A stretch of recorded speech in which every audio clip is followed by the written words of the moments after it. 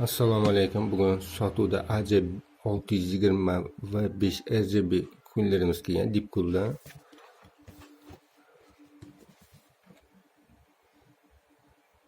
Mana xarakteristikalari AM5 va AM4 ga tushadi. LJ1851 dan to 1155 gacha tushadi bu.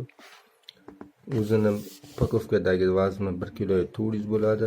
Kullerda TDP'si 270 watt bo'ladi. Mana serial nomerlari.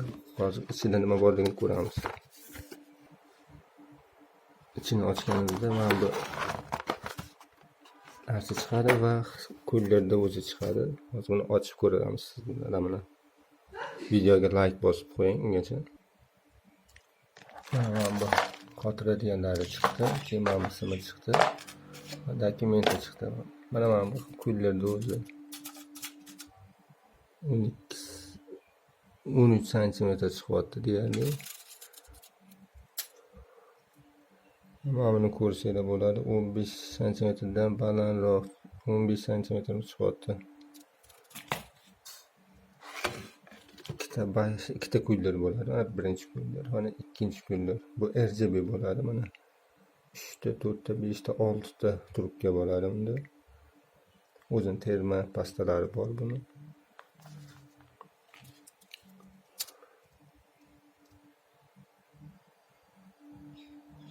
Uzunligini ko'rsanglar bo'ladi.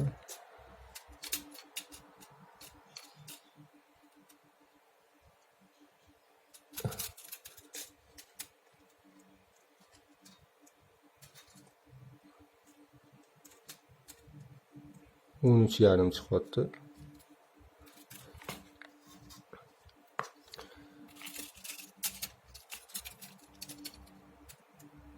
Kullari 12 cm chiqyapti. Kimgadir kerak bo'lsa, bu bizada bor, sotuvda. Tarozdagi vazni 1 kg 158 gramm ekan. Mana shular bilan qo'shib hisoblaganda. Like bosib qo'yinglar, rahmat sizlarga.